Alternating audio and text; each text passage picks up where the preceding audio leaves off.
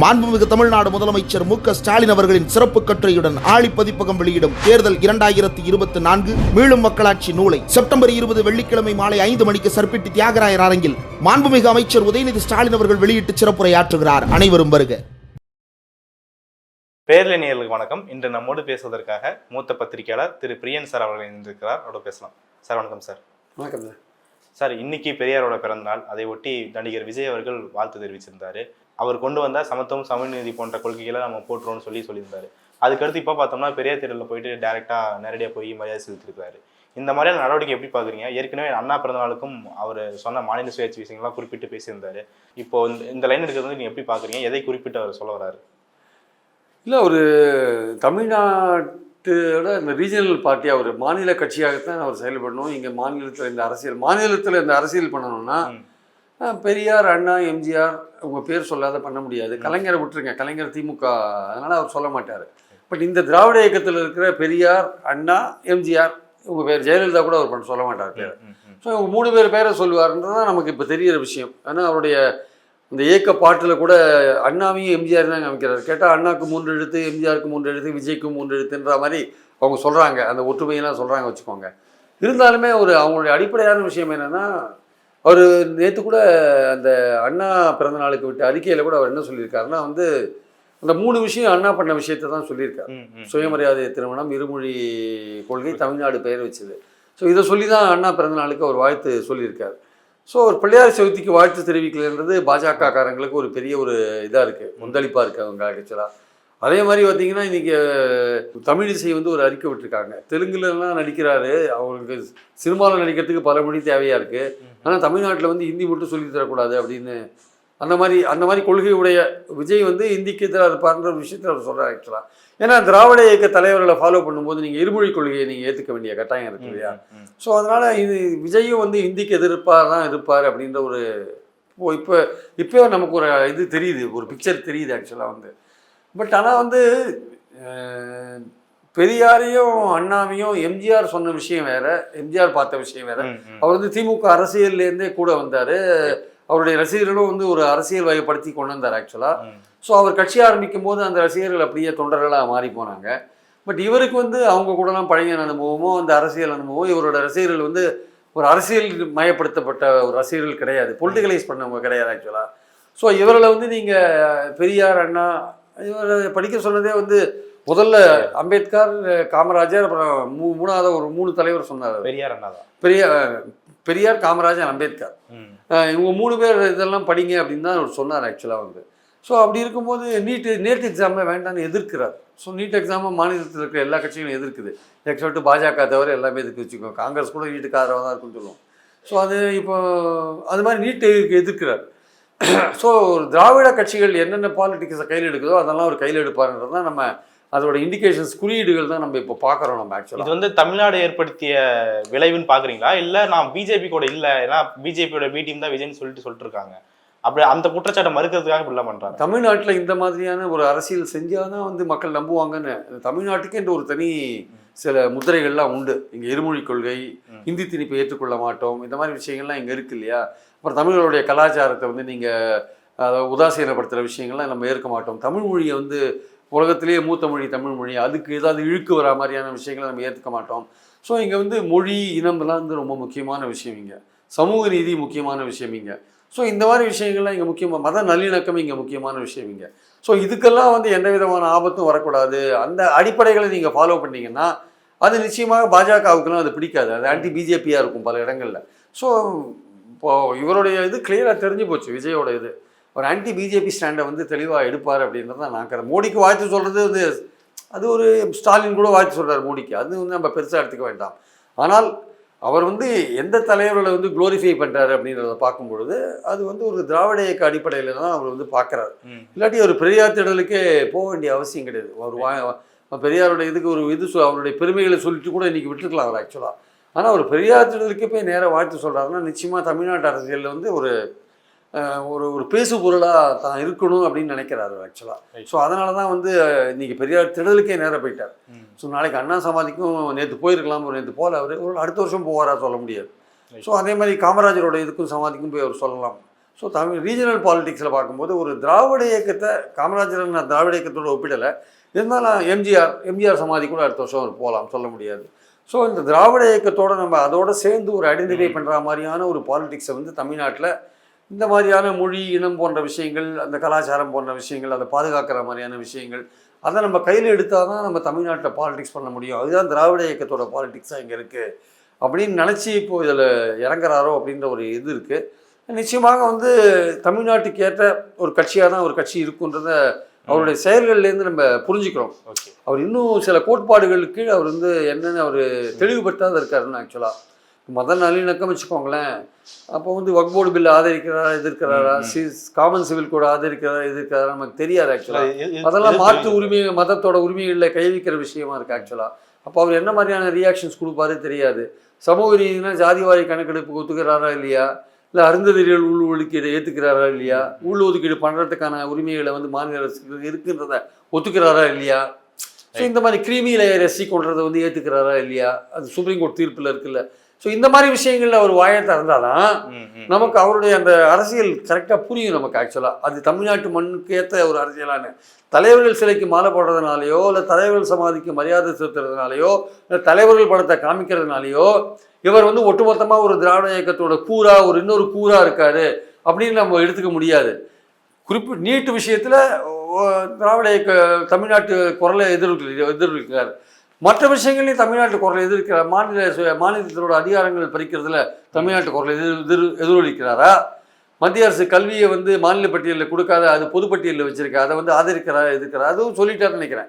அதுவும் வந்து கல்வி வந்து மாநில பட்டியலில் வரணும்னு ஒரு தடவை சொல்லியிருக்கேன். நீட்டு வரும்போது தான் அவர் சொன்னார். அதில் அந்த ஒரு கிளியர் பண்ணியிருக்கேன். அதே மாதிரி பார்த்தீங்கன்னா பல்வேறு விஷயங்களில் வந்து மாநில அரசோட கொள்கைகளை வந்து இவர் எப்படி எந்த வகையில் பார்க்குறாரு அப்படின்றது இருக்குல்ல, அது ரொம்ப முக்கியமான விஷயம். ஸோ அதனால் வந்து அந்த அந்த அடிப்படையில் தான் இப்போ நான் சொன்ன 2-3 விஷயம் இருக்குல்ல, சமூக நீதியை கீழே அந்த கோட்பாட்டு கீழே நீங்கள் பல்வேறு விஷயங்களை என்ன கருத்து வச்சுருக்கீங்க, மத நல்லிணக்கம் என்கிற கோட்பாட்டுக்கு கீழே என்ன கருத்துக்கள் வச்சுருக்கீங்க, பெண்கள் பாதுகாப்புன்ற கோட்பாட்டுக்கு கீழே என்ன கருத்து வச்சுருக்கீங்க, இது மாதிரி பல மாநில சுயாட்சின்ற கோட்பாடு அதை முழுசாக ஏற்றுக்கிறீங்களா இல்லையா, அப்புறம் பகுத்தறிவு சுயமரியாதை போன்ற பல விஷயங்கள் இங்கே இருக்குது. திராவிட இயக்கத்தோட கூறுகளாக பல விஷயங்கள் இங்கே இருக்குது. ஸோ அதனால் வெறும் நீங்கள் பெரியாரை ஹானர் பண்ணுறதுனாலையோ, இல்லை வந்து அண்ணாவை வந்து படத்தை காமிக்கிறதுனாலையோ, எம்ஜிஆரோட படத்தை காமிக்கிறதுனாலையோ, அதனாலேயே வந்து இந்த தமிழ்நாட்டு மக்கள் இதெல்லாம் இவர்கள் பேரை சொல்லி இதுக்கு முன்னாடி பல கட்சிகள் வந்திருக்கு. அவங்களாம் பெருசாக சைன் பண்ணாமல் இருந்ததில்ல, எக்ஸப்ட் ஏடிஎம்கே தவிர மற்றவங்கள யாரும் சைன் பண்ணாமல் இருந்தது. மதிமுக கூட இவங்க பேரெல்லாம் சொல்லி தான் வந்தாங்க. அவங்க இன்னும் பெரிய அளவில் வரல. ஆனால் ஒரு வித்தியாசம்னா நீங்கள் பிரபல நடிகராக இருக்கீங்க. அதெல்லாம் சார் ஒரு கேள்வி. இப்போ கட்சி ஆரம்பிக்கு முன்னாடி அண்ணாவையும் அம்பேத்கரையும் படின்னு சொல்லும் போது அது வந்து பெரிய பேசுபொருளா மாறிச்சு. இப்போ கட்சி ஆரம்பிச்சு இந்த மாதிரியான சிக்னல்லாம் கொடுக்கும்போது இதை நீங்க சொன்னீங்க அரசியல் மையப்பட்ட ரசிகர்கள் அங்கே இல்லை அவர்கிட்ட இல்லைன்னு சொல்றீங்க. இப்போ இவர் ஒரு சிக்னல் காட்டும் போது அதை இன்னும் கூடுதலாக அவங்க தெரிஞ்சுக்க முற்படுவாங்கல்ல, அப்போ அங்கே ஒரு கிளஸ்டர் உண்டானா அதை எப்படி பார்க்குறாங்க? இல்லை கண்டிப்பாக கூடுதலாக தெரிஞ்சுக்கிறது நல்லது தானேங்க. இவங்களெல்லாம் படித்து கூடுதலாக அம்பேத்கரையோ காமராஜரையோ பெரியாரையோ அண்ணாவையோ படித்து தெரிஞ்சுக்கிறது நல்லது தானே. அது அவங்க ரசிகர்களுக்கு அவர் சொல்கிறது நல்லது தான். ஏன்னா அவங்கள அரசியல் மையப்படுத்த வேண்டிய அவசியம் இருக்குது. ஏன்னா இவர் வந்து இந்த கலைஞர்கள் இந்த தலைவர்களை வந்து இவர் ஹானர் பண்ணுறாரு, வாழ்த்து சொல்கிறாரு, போற்றுறாரு அப்படின்னு சொல்லும் பொழுது அவருடைய ரசிகர்கள் வந்து இந்த தலைவர்களுடைய அருமை பெருமைகள் இவங்க எதுக்காக பாடுபட்டாங்க, இவங்க கொள்கைகள் என்ன அப்படின்னு அவங்க ரசிகர்கள் தெரிஞ்சுட்டால் தான் பொலிட்டிக்கலைஸ் ஆவாங்க ஆக்சுவலாக. அது மாதிரி தான் திமுக வளர்ந்தது ஆக்சுவலாக. திமுக வளர்ந்ததுக்கு காரணம் வந்து அவர்கள் உணர்வுபூர்வமாக அந்த கொள்கையின் பால் ஈடுபட்டு இருந்தார்கள். அதை படிக்கிறதன் மூலமாக, அதில் தெளிவு பெறுவதன் மூலமாக அது மாதிரி ஒரு அந்த இன்வால்மெண்ட் இருக்குல்ல, அந்த கொள்கைகளோட இன்வால்மெண்ட்டு அது உங்களுக்கு படிக்கிறது மூலமாக தான் வரும். தலைவரோட வாழ்க்கை வரலாறு படிக்கிறது மூலமாக தான் வரும். அதெல்லாம் அவங்க ரசிகர்கள் பண்ணுவாங்களா இல்லையான்றது இனிமேல் தான் தெரியும். ஆனால் இவர் இண்டிகேட் பண்ணுற, ஆனால் அதே சமயம் இவருடைய நடத்தையும் அது தீர்மானிக்கும். பல விஷயங்களில் பல மத்திய அரசு எடுக்கிற பல நடவடிக்கைகளில், இல்லை மாநில அரசு எடுக்கிற பல நடவடிக்கைகளில் அது மக்களுக்கு ஏற்றதா, இந்த மண்ணுக்கு ஏற்றதா, இந்த தமிழ் கலாச்சாரத்துக்கு ஏற்றதா, தமிழ் இனத்துக்கு பாதுகாப்பானதா, தமிழ் மொழிக்கு பாதுகாப்பானதா, இந்த மாதிரி பல விஷயங்கள் இருக்கு இல்லையா. இதெல்லாம் வந்து விஜய் எப்படி அணுகிறாரு, ஒவ்வொரு விஷயத்தையும் எப்படி அணுகிறாரோ அதே டே டு டே பாலிடிக்ஸில் எப்படி அணுகிறாரோ அதை பொறுத்து தான் அவருடைய ஆதரவு தளம் அமையுமே தவிர வெறும் பெரியாருக்கு மரியாதை செய்கிறதுனாலையோ அண்ணாவுக்கு மாலை போடுறதுனாலையோ அது வந்து ஒரு ரிச்சுவல் தான், அது ஒரு சடங்கு மாதிரி தான் இருக்குமே தவிர உங்களுடைய உண்மையான செயல்பாடு என்பது பல்வேறு பிரச்சனைகளில் மக்கள் நலன் சார்ந்து, தமிழ் மண் சார்ந்து, தமிழ் கலாச்சாரம் சார்ந்து, தமிழ் இனம் சார்ந்து நீங்கள் எப்படி செயல்படுறீங்களோ அதை பொறுத்து தான் உங்களுக்கு ஆதரவு அமையும் என்பது என் கருத்து. ரைட்.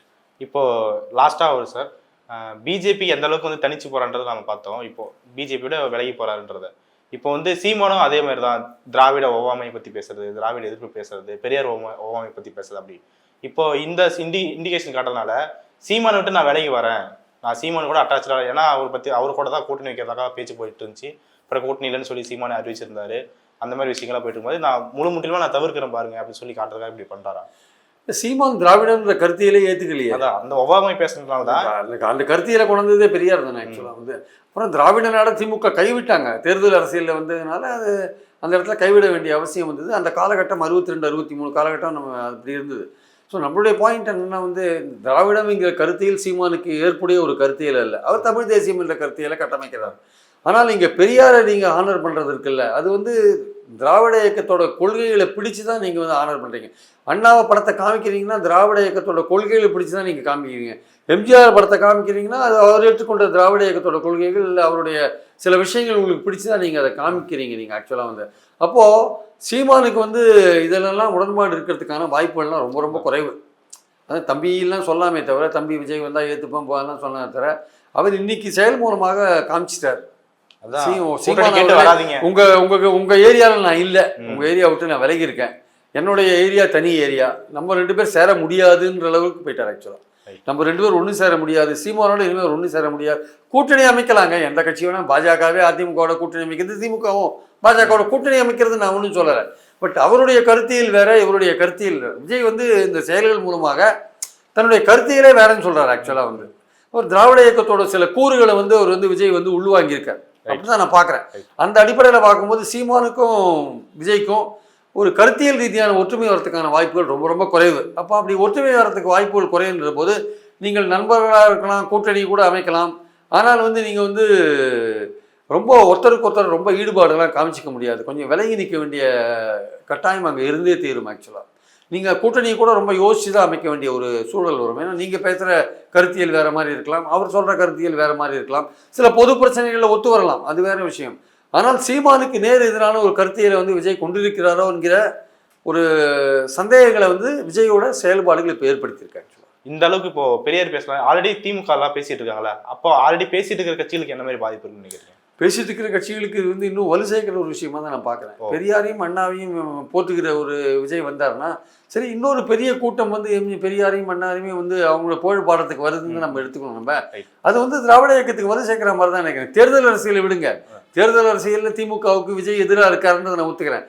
ஆனால் அந்த தலைவருடைய கொள்கைக்கு வலு சேர்க்கிற மாதிரியான ஒரு விஷயத்துல இன்னொரு பெரிய கூட்டம் வருதுன்றது திராவிட இயக்கத்துக்கு நல்லது தானே. ஆனால் எண்ட் ஆஃப் த டே அது தேர்தலில் தான் போய் முடியும் போது, அது எண்ட் ஆஃப் த டே தேர்தலில் தான் முடியும். அந்த தேர்தல் அரசியலில் விஜய் எப்படி வந்து விஜயை வந்து தோற்கடிப்பது அல்லது விஜய் எப்படி திமுகவை தோற்கடிப்பது என்பது அன்றாட பிரச்சனைகளில் அந்தந்த கட்சிகள் எப்படி நடந்துக்கிறதோ அதை பொறுத்து அமையும்.